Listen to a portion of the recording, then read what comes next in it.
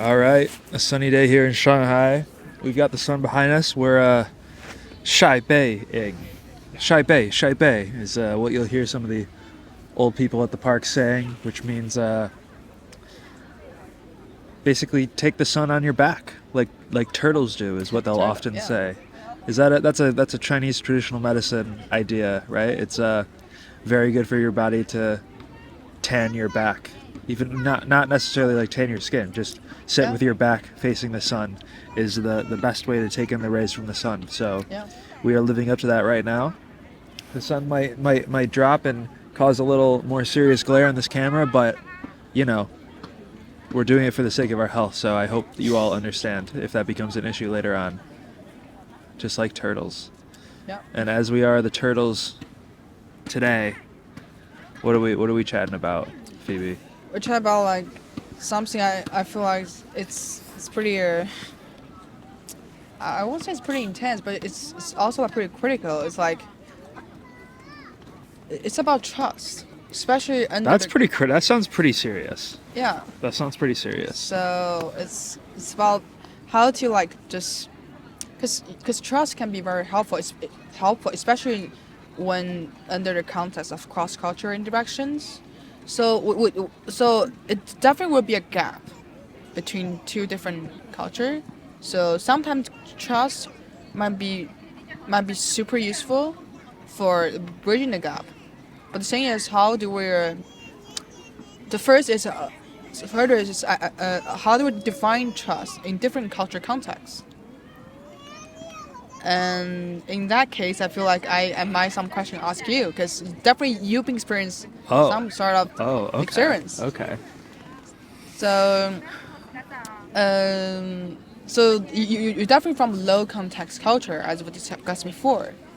So so also like the trust, like they have two different aspects. So one is like a lot of people will say it's the trust is more so when you build trust, it's more based on like cognitive trust, which is more based on your like say that your workability, your social credits, your like how reliable you are, and your expertise.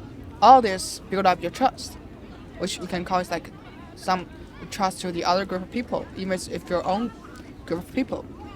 But the other trust, which happens a lot, which is affective trust, which is more rooted in emotional bonds. Like sometimes I trust you not because of you are wealthy or you have a certain kind of social status, but it's more about you might have a shared values and goodwill, and you or maybe just you just know this person you can trust, but by just instantly, it's by hunch. Sure. So those are two different kind of trust. But I feel like I'm sorry. So we have cognitive, and the second one. What are you? effective. Okay, got it. Yeah, just have some give you some like general Sure, background sure, information about sure. that. So I feel like we can't say that I only use one type of trust for bridging the gap when I in this cross cultural context. It definitely you definitely will need two different kind of trust. But the thing is, how do you apply it to like a totally different culture context?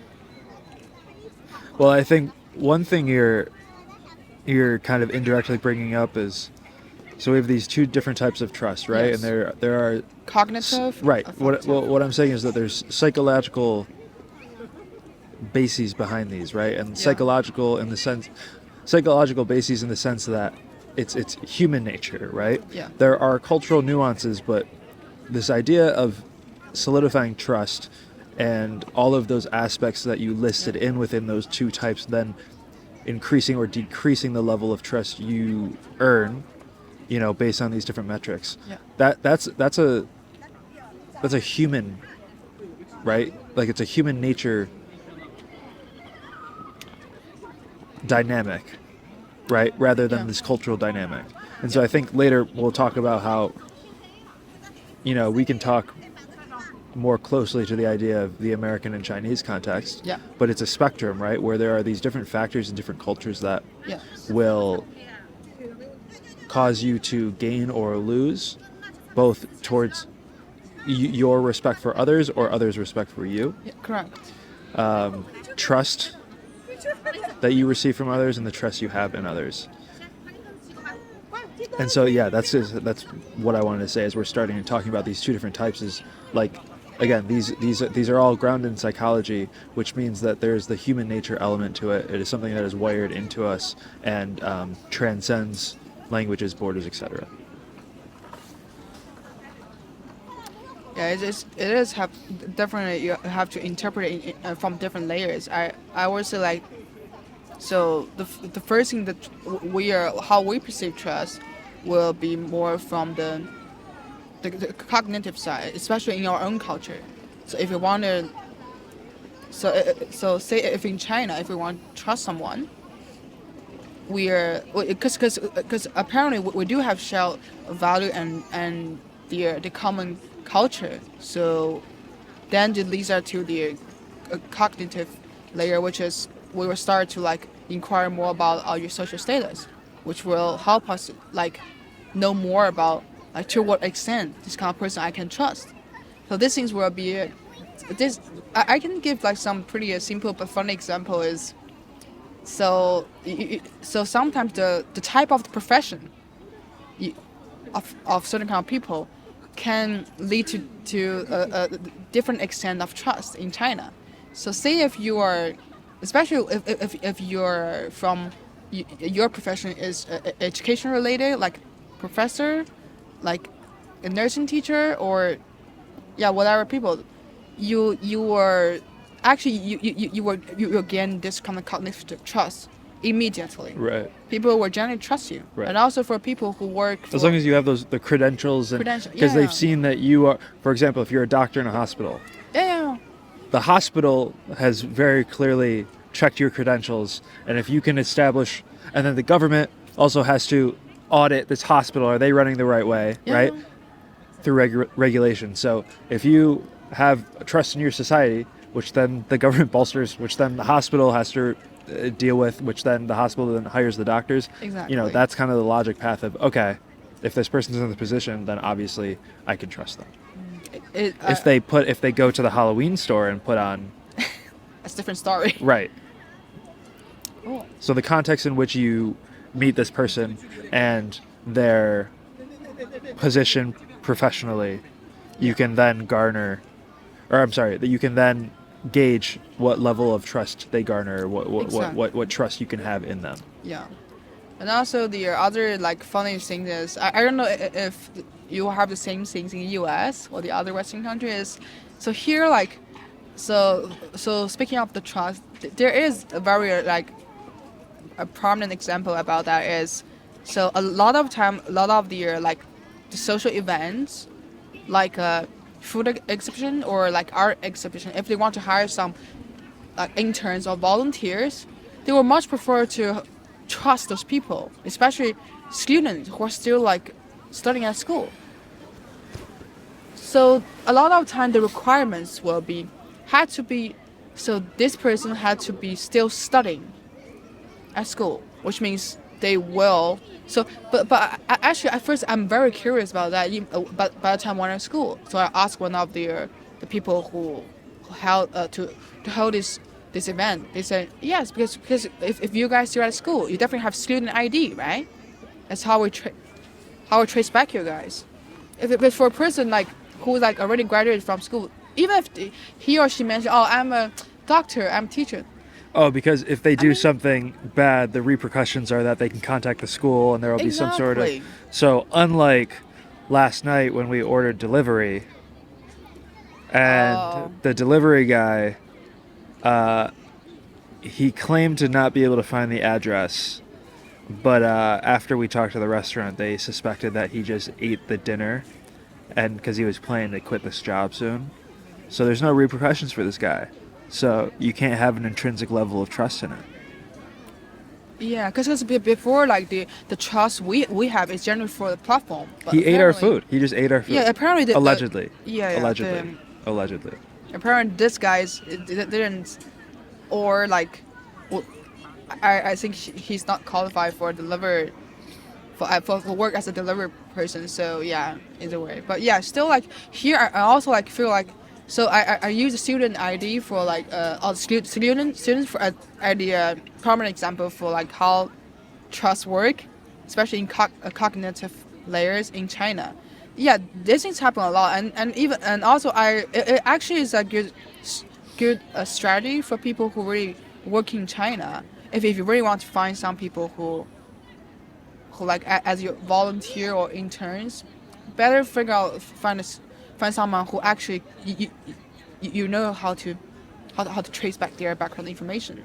Because I feel like it will be all the same in other countries as well. But do you have the same stuff like student ID and you trace them and Well, yes, yes, of course. also the uh, the organizer would prefer to have students who still I mean, studying? I can't think that that's a. I don't. I guess I've never seen that example in action, but I can see the logic of why that. Yes, Yeah. the logic would translate perfectly. That makes a lot of sense. Got it. Again, which goes back to why we said in the beginning, these two types of trust and a lot of the aspects of trust Yeah. do just kind of transcend borders and Yeah. cultures.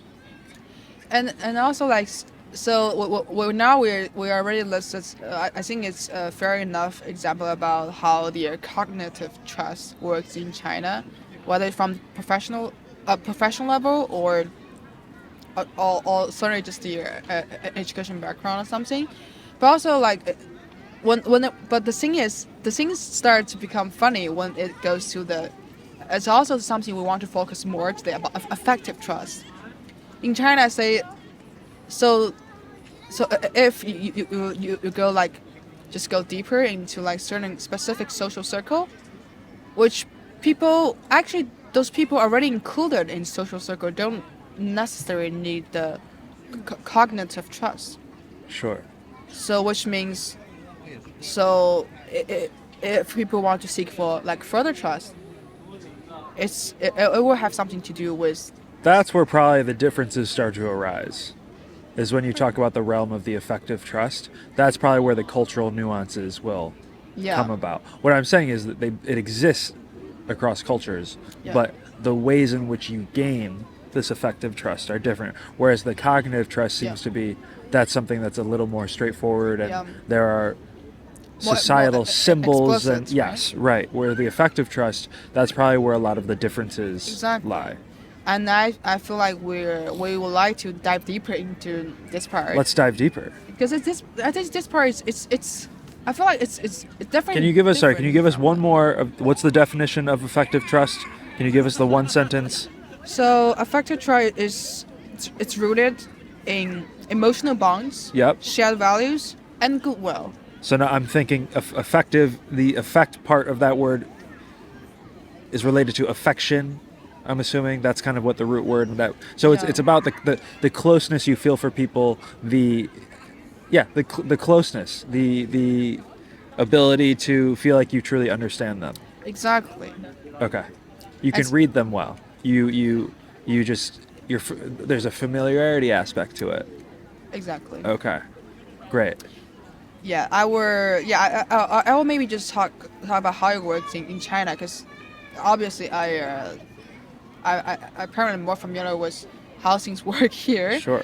So the effective trust here it's more as I said before, it only happens when you are already in certain specific social circle. I would say, for example, if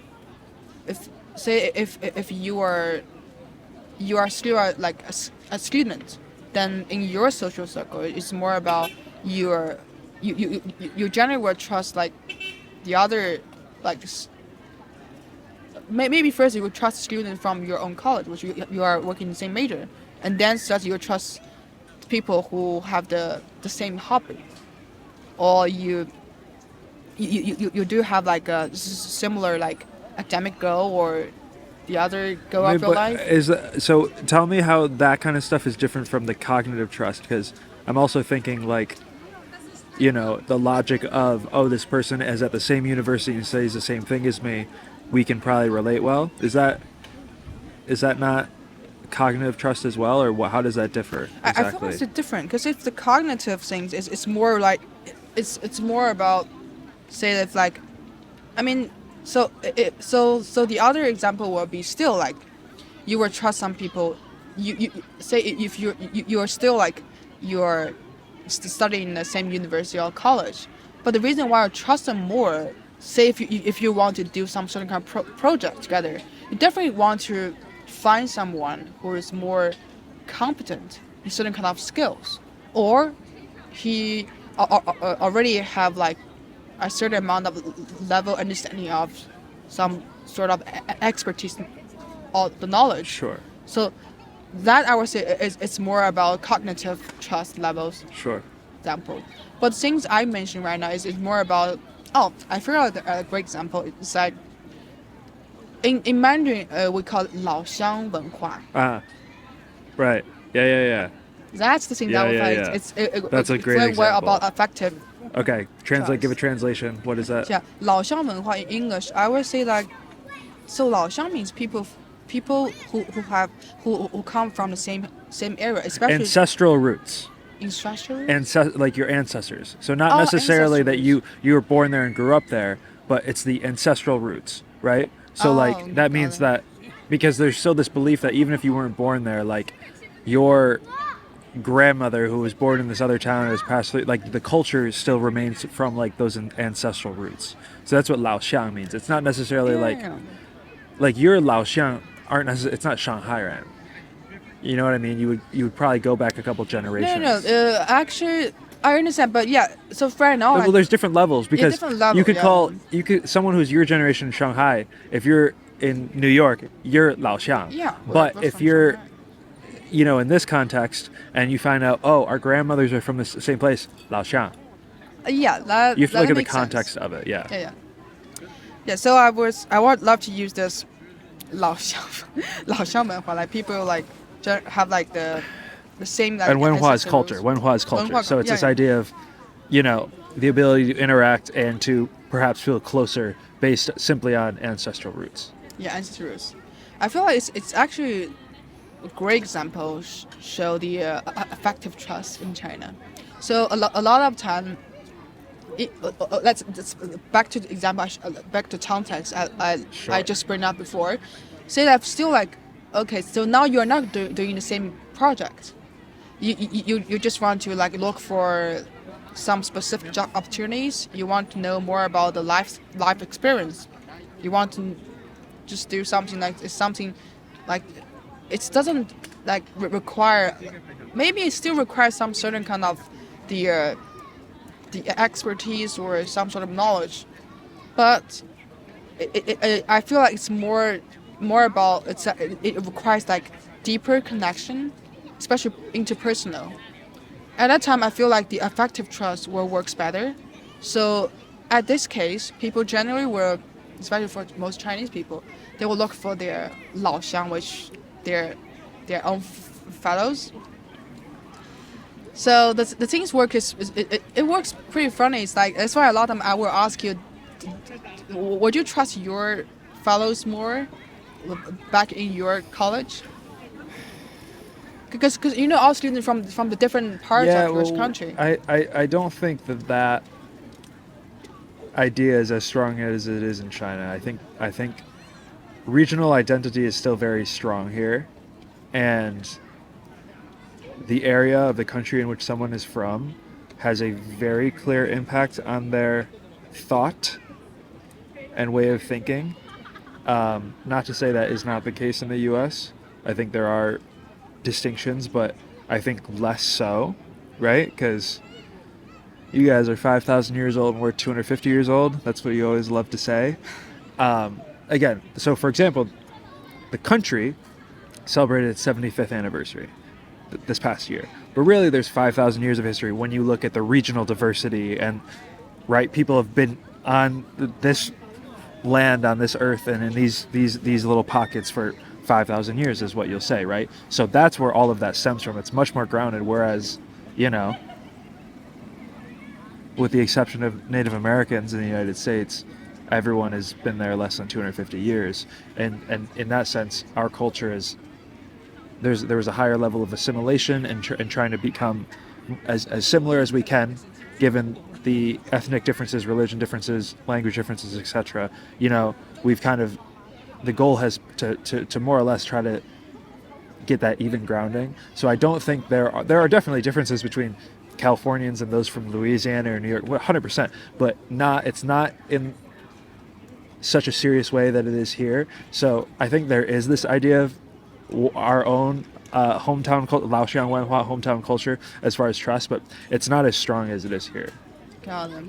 Yeah, because here, like, why I would say people are. So I'm sorry. Wait, hold on. On that same note, like, so again, if you think of China is the United States is to the European Union, so think of the United States as the country, China is the country, and European Union, think of it as a country, and then each U.S. state is a state, each Chinese province is a state, and each European country is a state. That's generally how, when I try to think, like, compare these two, that's all the differences. So now think about, well, if you were to ask an English person, hey, would you trust English people more than you would trust French people? I can't speak for them, but I think their opinion is absolutely yes, because they have more of this grounding in their own culture and language and fundamental differences than in the US we do. So they would be closer to you all in that respect, whereas, again, the difference of their language is just as different as a dialect language here. Same with the culture and the food.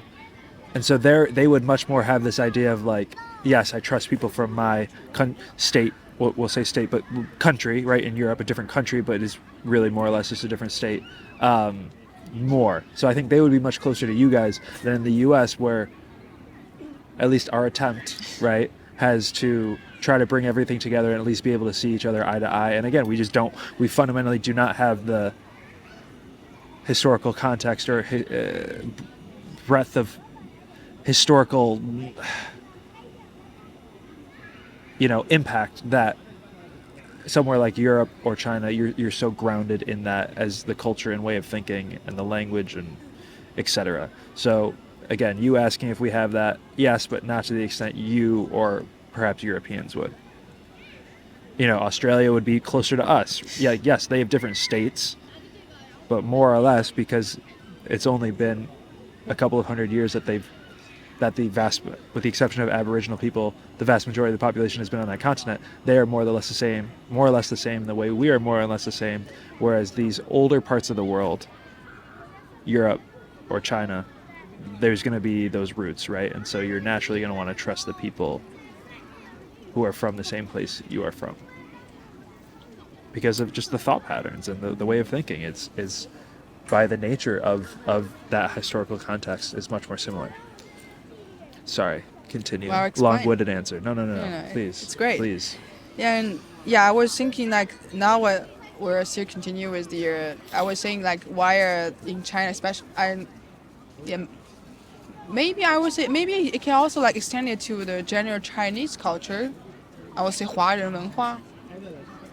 People generally have like a this 老乡文化, like this kind of, like, general, like, so this affective, this affective trust. I mean, it depends on the context, right? So, like, if you're in New York City, right, and you find another Chinese person, you're less concerned about what province they're from, because in the context of you being in the most international city in the world, you found someone who's not only Huaran, but from China, like mainland China, right? Whereas when you're in Shanghai, and you meet someone who's from a different, like, in the context of the vast majority of these people in the city, the exception of me and the other foreigners here, are all Huaran or Chinese, then, that's going to mean less than it would. So you have to look at the context as well, right? Yeah. And so, that's what I'm thinking, is if you're in a context where there are less Chinese people, just you meeting a Chinese person, like, for example, when I'm in this context and I meet a British person, feel like we're extremely close compared to the rest of the people around us. Yeah. But we're literally an ocean apart in separate countries in the reality of it, So again, I think it's all about the context. and where you find yourself in, and then the demographics of the place, where you can kind of make your choices on who to trust based on that. Sorry, continue. I mean, it's actually great to know. Yeah, it's a. I would say it's a good like complementary information we can have for that. So context is very important. It's why also like I would say like right now our context is under this topic. It's more about the people like in mainland China. Yeah, in sure. China, they are. I would say they are very. I won't say obsessed. Well, to some people maybe obsessed with the. I would say they're just very into this concept about 老乡文化. Sure. I think it's a very great example to show like how effective trust. Yeah, I think there again About that. it exists elsewhere in the world, but I from my time here I have sensed that yes, there is a level of obsession of. I think obsession's the wrong word, but like it means a lot. You can derive a lot of trust simply from that. Yeah. That's what. Yeah. Because the thing is, when I was actually, I mean, actually for Shanghainese, we are, because Shanghai definitely have like, for us, because it's a city where we live, so generally we only are, I think we won't use 老乡 unless we're like abroad or the other people. Only the other people, the non-Shanghainese, I heard a lot of 老乡, this word from them. So that's why make me. Well, because they probably do it based on province, right? So if there's two people from Sichuan studying in Shanghai and they find each other, that's Laoxiang. Yeah, exactly. Whereas Shanghai, Laoxiang more so refers to like your ancestral routes or roots. Yeah, but still, even like, well, yeah, just even like, but you know like history about Shanghai. Actually, all Shanghainese we definitely from different ancestors, but they're mainly from the southern area, which is Zhejiang or Jiangsu province. But the thing is, we still like it will be. Yeah, but as long as we are like we live here for generations in Shanghai, we just identify each other. You are our people, so it's pretty simple. But yeah, I agree that for the other part of China, it's more about the like it's more about the regional identity. So it's also explain that why it's super important because China is a really big. So it's a big country, and also it has a huge difference on different region, which will lead to the I would say the preference of different type of food. Maybe their worldview will a little bit different. Their value, their shared value, or or maybe the norms of something will have a. I mean, still they're all under like the same like Chinese culture, but I feel like still there will be a huge difference, vary by different region. It's why it's very important, and also I feel like it's a very efficient way for people when they gather into another like mega city when they want to search out for their just to find someone who they can literally trust. Right. And they want to just work with each other or just figure out some important information which is fit for their value. Then I feel like it's time to call your own fellows in the most efficient way. It's why they're very even if now like the internet make every like information are really like approachable. The trust that come from their own fellows, especially the affective trust, still works better than the AI or the other modern technology.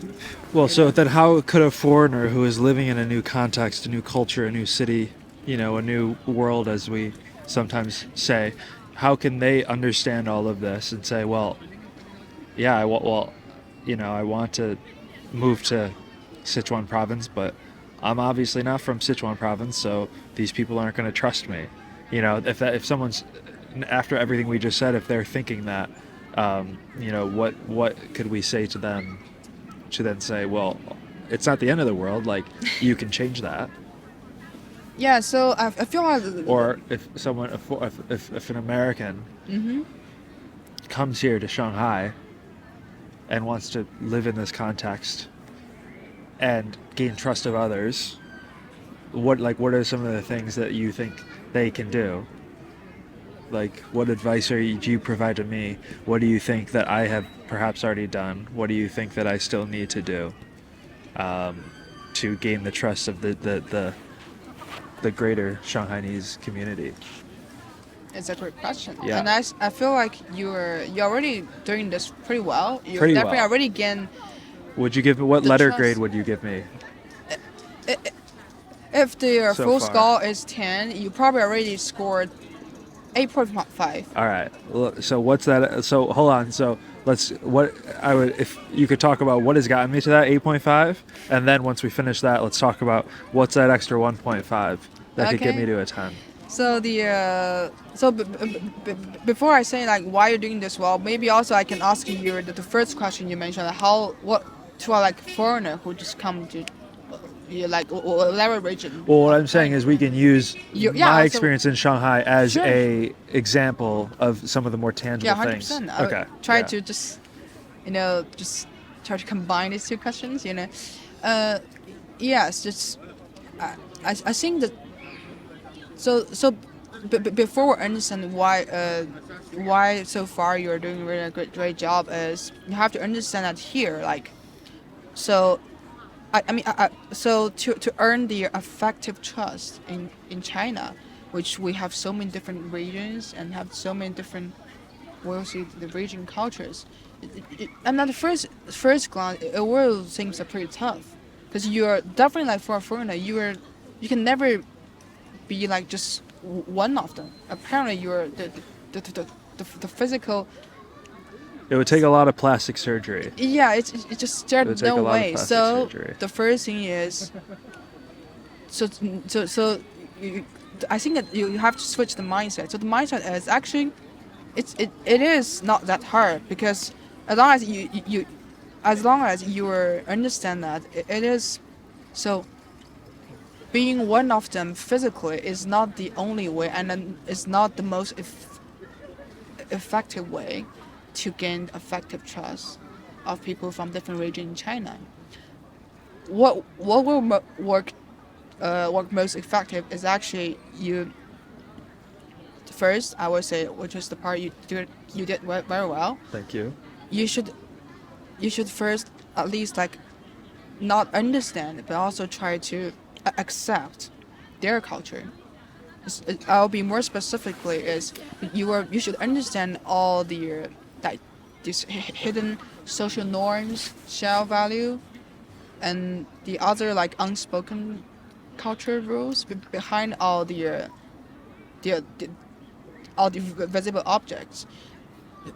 I mean, literally from their daily routine. Say if so, you like to max, obviously blend in the local Shanghainese culture well. By at first, I would say you have to like mentally get prepared, which is also like the most difficult part is he should he definitely comprehended this culture of Shanghainese culture well. Is people generally are pretty anxious about everything, which leads to their behavior. Like they're always like they're leads to their sometimes when they're chatting to each other, they sounds like they are just being super rude and yelling at each other. But once you do Whenever we have visitors, and like for example, maybe you and your mother are speaking Shanghainese in front of them, everyone always turns to me and they go like, "What's wrong? Like, why are they fighting?" When really you're just talking. Yeah. And also the other things that I think you did very well is about the I would say it's about how to like just I would say how to understand how people have fun here. I mean, obviously, Bashang. yeah, because it's super important, because people from from different places have their own way to enjoy their life, which somehow I feel like it's a very important way to help a foreigner to blend into local culture, and also starts to lead them to have a deeper understanding of those shared value behind that. For example, when Max when Max get to know more about the park culture in Shanghai, at first, I mean, he might be feel like it's been pretty weird, like people just dancing in groups or just singing like if they have like a live show in the public. By park culture, I think she means elderly leisure activity culture. Yeah, which is very sometimes can be very intense. But yeah, I still remember the first day that I went to the park nearby, and I wish I could feel that feeling again of just absolute shock and just like, oh my God, this is the wildest thing I've ever seen. But it feels super normal now. yeah. And the other thing I perceive that you did very well is after your first shock day, you actually because the thought behind your shock is you must be super confused. Why do they do that? You have a genuine curiosity about that. Then you just try to want to dive deeper into this kind of special culture, which leads you to try to first just observe what they are doing, have a general understanding, just have like general knowledge about their routine. Oh, they will normally do this in the morning, do that in the afternoon. Like people would, so the park will generally popping in sunny day or what happened on rainy day or on work day on weekends. And he did like he did prepare that well and did a lot of research, I would say, about the park culture. Well, by research, talking to people in the park. Like, this isn't stuff you just can Google online.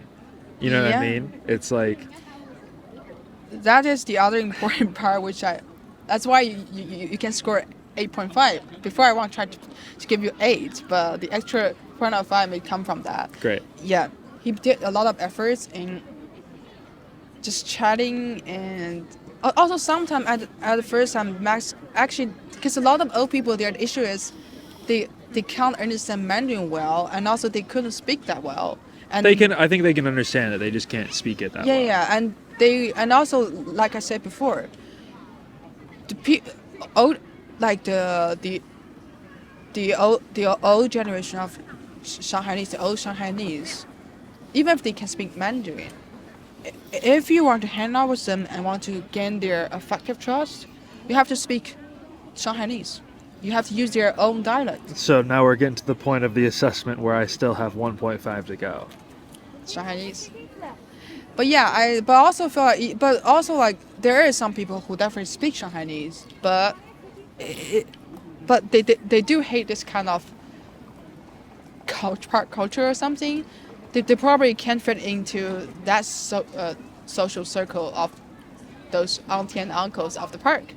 So I would say actually the dialect is not prerequisite for people to actually gain fully effective trust from the local people. Well, I will But- say I think there's something that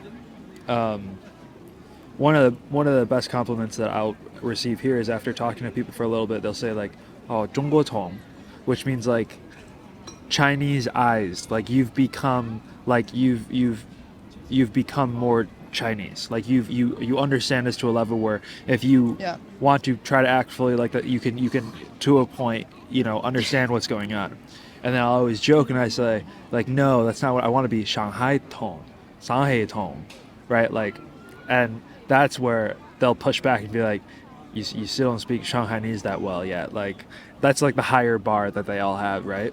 And also I want to make sure we're going on this diatribe about becoming fully understanding the culture and becoming part of it is this episode is about this idea of trust, right? Yeah. And so the reason we're talking about trying to become like these people is because I think again the But since- thesis of yeah. our company, right? And Yeah. the success that we've helped clients have Yeah. is we really try to drill home is that the best way to function in this society, Yeah. and part of that is gaining trust of the society, because without trust, it's really hard to get things done. Is that Yeah. you need to try to become like them as much as possible. Yeah, to gain effective trust, because actually I feel like I mean most of our clients they do already have like they certainly already reach certain level of the cognitive trust. They do. Just because oftentimes if you're an expat, Yeah. right, and you're some sort of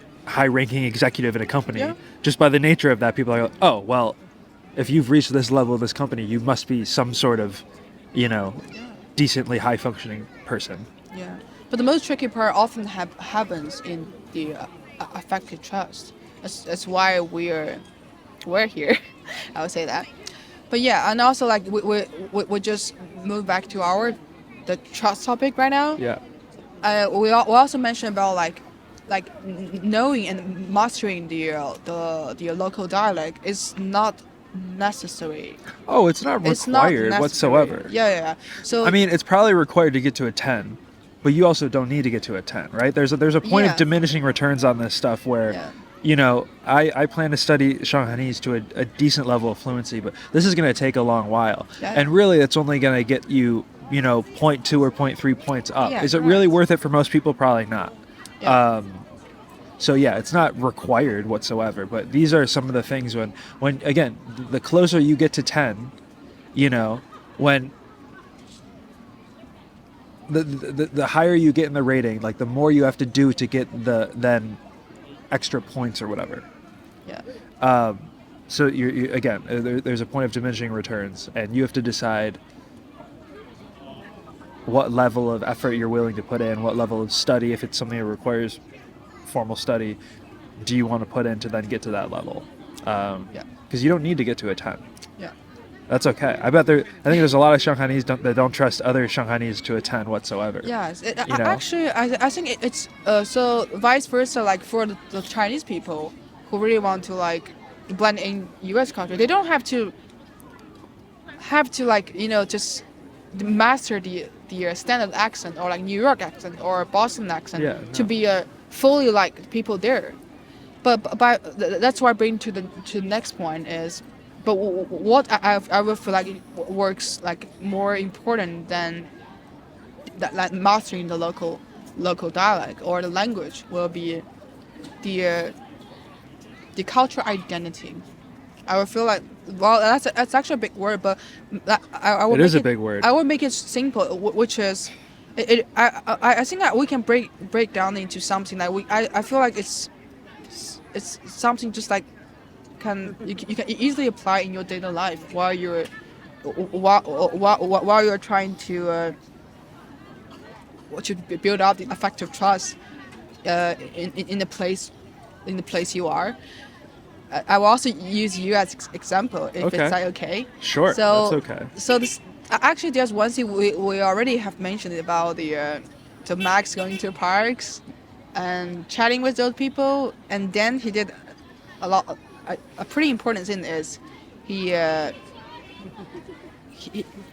went to the park and started to join the activities that old people are doing. So I think it's also one of the strategy I will include in this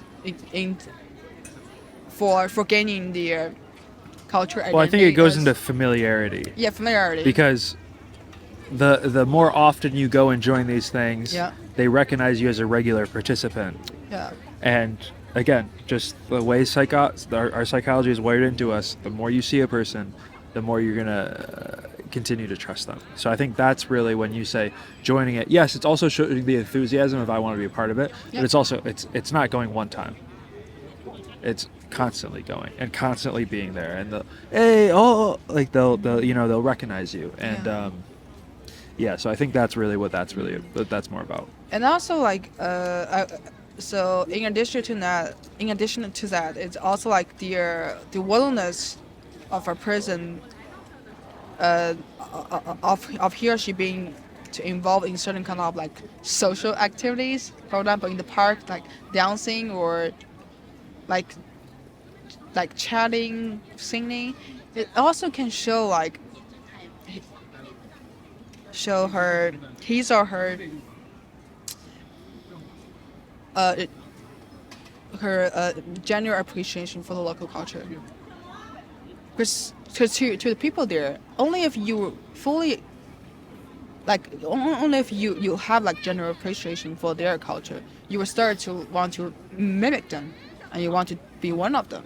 So to them, it's actually a positive like sign to them. So which is also the thing we were try to encourage our audience to do if they really want to gain the effective trust into the local culture. Yeah, that's one of the most effective way they can try. The other things is also something I would say that I learned from Max is the first months of your stay in Shanghai. The other things you did, I was very surprised and also very astonished because actually in Shanghai, like there's simple sign which I always talk to Max. So the way we're so there is some subtle sign you can definitely tell like if a foreigner is really into the local culture. But how? And sometimes Max asks me, I say just simply by looking at their appearance, their outfits. Then the Max asks how. Some of them apparently look like they're tourists. Some of them are pretty, I would say, looks pretty Shanghainese style, and or I would say like pretty Chinese style, but there is some signs, but I'm not saying it was universally like applied to any of the culture around the world, but especially in Shanghai, like we so I think it's also like come from the old people or the old generation. They are more care about their own like health conditions, health issues. So, and also in Shanghai, the weather is also pretty tricky. So people learn how to wear clothes layer by layers. But for the new outcomers, like all foreigners, so the first year, they definitely gonna be no way they're gonna know how Shanghainese people wear clothes. So actually the trick is you have to observe and understand the logic behind why they wear clothes like that, instead of just being totally shocked by the way they choose the clothes to put on them. Sometimes it will looks very too max. Like first time it's pretty 过分 unacceptable, 过分 too much. Yeah, too much. Too it's like it's exaggerated. It's just like it's yeah, like 4 layers. All different levels of vests, different you know. Yeah, speaking of the vest, that is actually the one of the most significant symbol of how like for Shanghainese to recognize to tell if a foreigner is pretty into Shanghainese culture. So we always have a joke that if you see like a foreigner wear like have a full outfit from Uniqlo, Muji, and other like a pretty like well known like popular brand among Shanghainese, he definitely has been so deep into the Shanghainese culture. And the other thing is, if he lived here like more than 3 or 5 years, he definitely know how to use vests. You got to know how to use vests. But speaking of the vest, can you have a quick explain to us, like why vest is not like usual things in your culture or in your place? I mean, some people wear them, but I would say they don't wear them to the extent of the percentage of people that wear vests in this city is remarkable. And it just has to do with the absurdity of the weather at times. I still have to feel like the first time like mom and I insist you to wear the vest from Uniqlo, and we mock at you like, and also you complain like you look like a old like Italian tailor, like what? Is that what I said? Or maybe I said that, but yeah. Anyway, you were very like reluctant to have vest. I was extremely reluctant. Yes. You know, I can still remember that. But now, look at you. look at me now.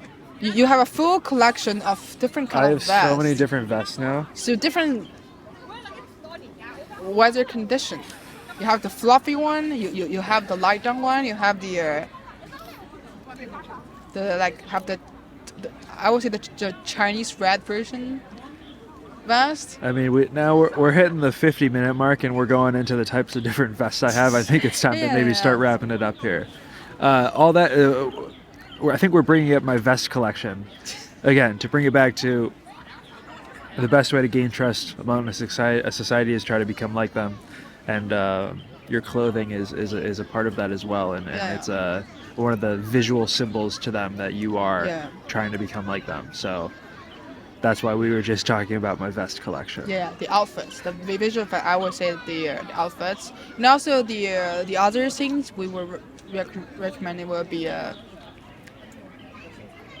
Actually, I think it's actually very simple. You just eat, try to embrace the food, what our local people normally will have, whatever the snacks or dishes. Try to. Like as when you're at a meal with someone, just whatever they're gonna eat, you Yeah. eat, right? Yeah, because if they see that you are eating the way they eat, this is the feeling of getting closer and building that Yeah. effective trust. So I think, yeah, again, there's a million ways to do it, and we've obviously spoken a lot today to Yeah. Chinese culture, Shanghainese in particular.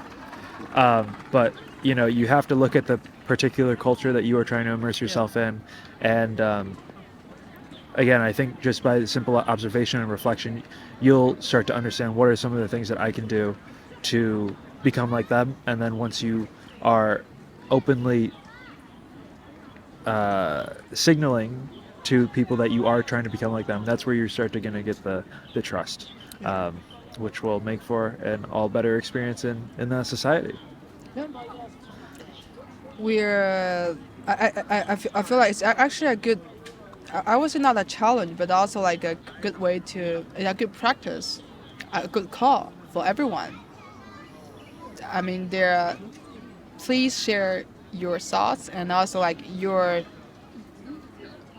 maybe your personal experience about how you're anything about how do you feel and how did you do to gain the effective trust. And you can do that by dropping a comment, or if you want to do it in if you want to get involved a little bit more, we have this free community called the Chameleon Club. The link will be in the description. It is a community of people who are living in different cultures around the globe. They might be feeling a little lonely in their endeavor of becoming a part of that society, but that's why we've created this, to bring everyone together, and we can feel a little less lonely, share the wins and the losses of living in that society. So if that is something you'd be interested in, you can click the link below, pop in your name and email, and you will see us in there. We will see you in there. We will be there waiting for you. Yeah. But until then, I think it's time to wrap it up. Yeah. So let's say goodbye. Yeah. Goodbye. Goodbye. Goodbye.